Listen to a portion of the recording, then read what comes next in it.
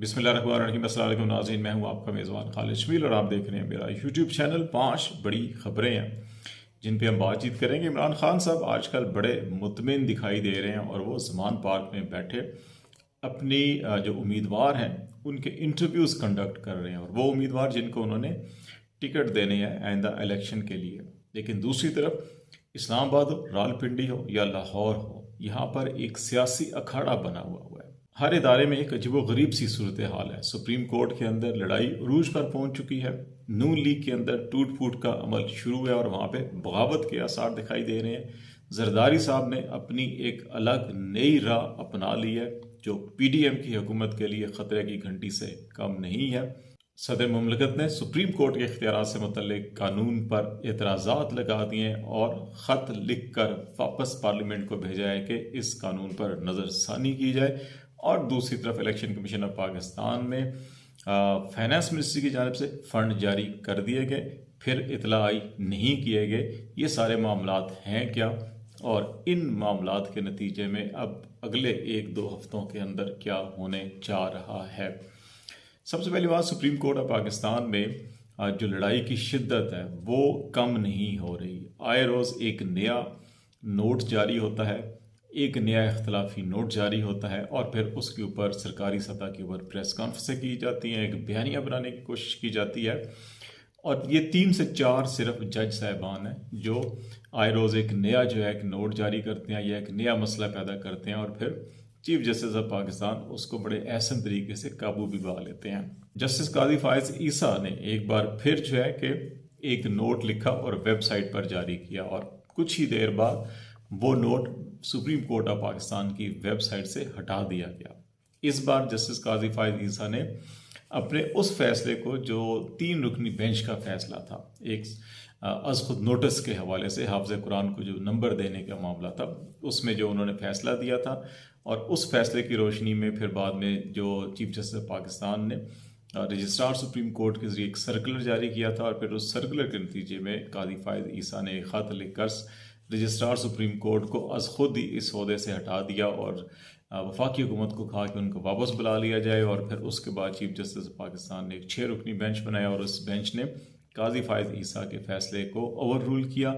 और अब काजी फायज ईसा साहब ने अजीब मंतक इख्तियार की है। वो ये कहते हैं कि उनकी सरबराही में जो 3 रुकनी बेंच था जिसका फैसला 2-1 से हुआ, तो वो 2 जजेज जो हैं वो सुप्रीम कोर्ट ऑफ पाकिस्तान के 5 जजेस का जो मुत्तफिका फैसला था, जिसके अंदर सुप्रीम कोर्ट ऑफ पाकिस्तान के आज नोटिस के हवाले से रूल्स तय किए थे, उसको कलदम करार दे सकता है।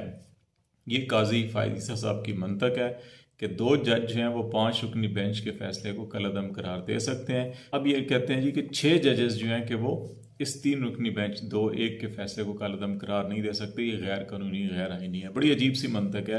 काजी साहब लगता है कि वो समझते हैं कि बस उनका हर फैसला जो है काबिल अमल है, और ऐसे फैसले जो उनके फैसलों के ऊपर ओवर रूल करते हैं अक्सरियत से हों, वो काबिल अमल नहीं है। तो इसी वजह से सुप्रीम कोर्ट की वेबसाइट से भी इसको हटा दिया गया है।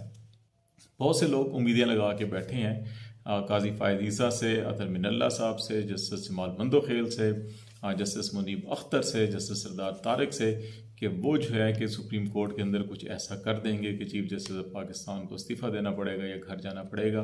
लेकिन हमारी इतलात के मुताबिक चीफ जस्टिस ऑफ पाकिस्तान को सुप्रीम कोर्ट ऑफ पाकिस्तान के अंदर अक्सरियत की हमायत हासिल है, और वो पुरअज़म है कि वो आईन पाकिस्तान पर अमल के लिए वो डटे रहेंगे। और इंटरेस्टिंगली अगर सारी सिचुएशन को पिछले 1-2 माह के अंदर से देखें कि जो जज साहबान 90 दिन के अंदर इंतखाबात के हवाले से राय रखते हैं कि जी कि ये आइनी पाबंदी है, इस पर अमल होना चाहिए, उनके खिलाफ प्रोपेगेंडाज किए गए, ऑडियो लीक्स की गई, उनके खिलाफ कैंपेन चलाई गई, और अब इस किस्म के जो इख्तलाफी नोट ला कर एक के बाद दीगरे जो मसाइल पैदा करने की कोशिश की जा रही है, इसको हमने पहले भी कहा कि प्याली में तूफ़ान से ज़्यादा साबित नहीं होंगे। क्योंकि सुप्रीम कोर्ट बार एसोसिएशन ने ना सिर्फ कौमी असम्बली के अंदर जो करारदाद पेश हुई उसकी मजम्मत की गई, उसको आइन की खिलाफ वर्जी करार दिया गया, जो कानून साजी हुई उसके ऊपर भी तहफ़्फ़ुज़ात का इज़हार किया गया, और फिर जो मीडिया कैंपेन है उसकी मजम्मत की गई है।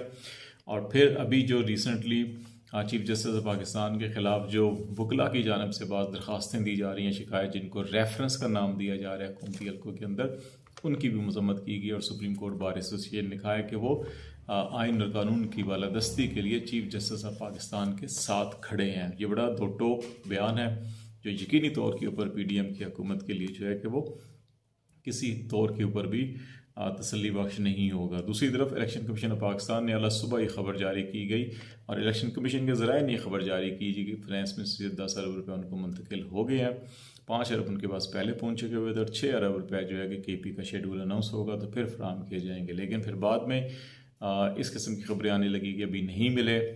हुकूमती हलकों की जानब से कहा गया जी कि अभी कोई कैबिनेट ने मंजूरी नहीं दी, अभी कोई ECC मीटिंग शेड्यूल ही नहीं, तो पैसे कैसे जारी हो सकेंगे। और फिर बाद में इलेक्शन कमीशन के उन्हीं ज़राए ने जिन्होंने कहा था कि पैसे फराहम किए गए हैं, उन्होंने ही कहा कि नहीं अभी पैसे फराहम नहीं किए गए। तो ये जो आसाबी जंग है खींचातानी की वो अभी तक चल रही है और हुकूमत की PDM की पूरी कोशिश है कि वो किसी तौर के ऊपर भी मामलात को उलझाए, आखिरी वक्त तक उलझाए रखे, मसाइल पैदा किए जाएँ और परेशान कुन सूरत हाल रखी जाए। लेकिन इमरान खान है कि वो किसी परेशानी को नहीं ले रहे, अहमियत नहीं दे रहे और वो वजह से अपने उम्मीदवारों के इंटरव्यूज़ कर रहे हैं और उनको टिकट दे रहे हैं इलेक्शन की तैयारी के हवाले से। सदर पाकिस्तान ने ख़त लिख दिया जिस ख़त का इंतज़ार था।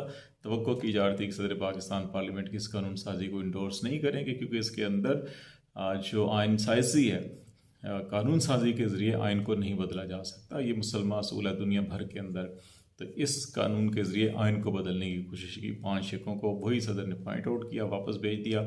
डेफिनेटली अब मंडे को जॉइंट सेशन होगा पार्लियामेंट का, उसके अंदर दोबारा इस कानून को पास किया जाएगा और फिर सदर के पास भेजा जाएगा। सदर के पास मज़ीद 10 दिन होंगे, साइन नहीं करेंगे, कानून बन जाएगा। फिर इसको सुप्रीम कोर्ट में चैलेंज किया जाएगा। सुप्रीम कोर्ट ने जो 90 दिन के अंदर इंतखाबात के हवाले से फ़ैसला दिया है उसको भी हुकूमत चैलेंज कर देगी। और फिर तो कोई यही है कि उम्मीद ये लगा के बैठी है इस वक्त हुकूमत के कानून साजी हो जाएगी तो फिर चीफ जस्टिस जो है कि वो खुद बेंच नहीं बना सकेंगे। सरदार तारिक और काजी फ़ायदी साहब और मबनी ये 3 रुकनी कमेटी जो है कि ये बेंच बनाएगी और फिर अपनी मर्ज़ी का बेंच बनाया जाएगा। लेकिन गालिब इम्कान ये है कि इन दोनों मामलात के ऊपर मुमकिन है कि फिर फुल कोर्ट ही समाअत करे और फिर उसके अंदर चीफ जस्टिस पाकिस्तान को अक्सरियत हासिल है तो शायद हुकूमत को फिर मायूसी होगी।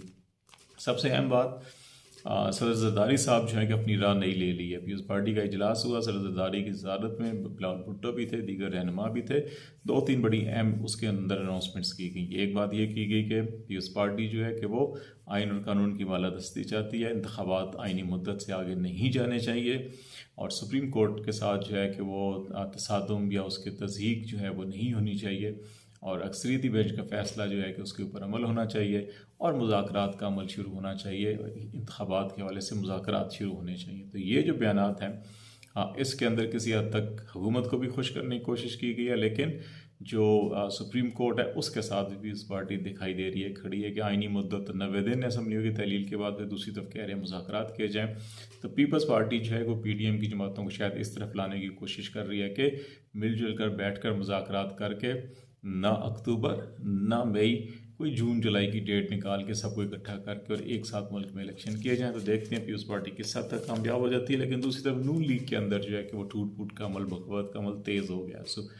सुप्रीम कोर्ट के अंदर तो नून लीग बगावत पता नहीं करवा सकेगी, नहीं करवा सकेगी, उनकी अपनी पार्टी टूट फूट का शिकार है। और इस सिलसिले में जो बयान सामने आ रहे हैं उसकी रोशनी में पाकिस्तान मुस्लिम लीग नून ने खुद KP के 2 गवर्नर, 1 वज़ीर आला समेत 5 अहदेदारों को शो काज नोटिस जारी किया और दिखाया जी कि उनके जो बयानात हैं वो पार्टी पॉलिसी के ख़िलाफ़ हैं और अगर तसल्ली बख्श जवाब ना आया तो उनको पार्टी से निकाल दिया जाएगा। इनमें पीर साबिर शाह जो चीफ मिनिस्टर भी रहे हैं, गवर्नर भी रहे हैं, और फिर इकबाल ज़फ़र झगड़ा ये भी गवर्नर KP रहे ही हैं, अरबाब खिज़र हयात और फरीद फ़कीर ख़ान और इसाल ख़ान जो है कि ये वो 5 लोग हैं जिनको नोटिस दिए गए हैं। तो लेट्स सी, देखते हैं कि आने वाले दिनों के अंदर मामलात किस तरफ चलते हैं, कौन कामयाब होता है, कौन नाकाम होता है, किसकी सुनी जाती है, किसको नहीं सुनी जाती। आपको अपडेट करते रहेंगे। फ़िलहाल खालिद जमील को इजाज़त दीजिए। अल्लाह हाफ़िज़।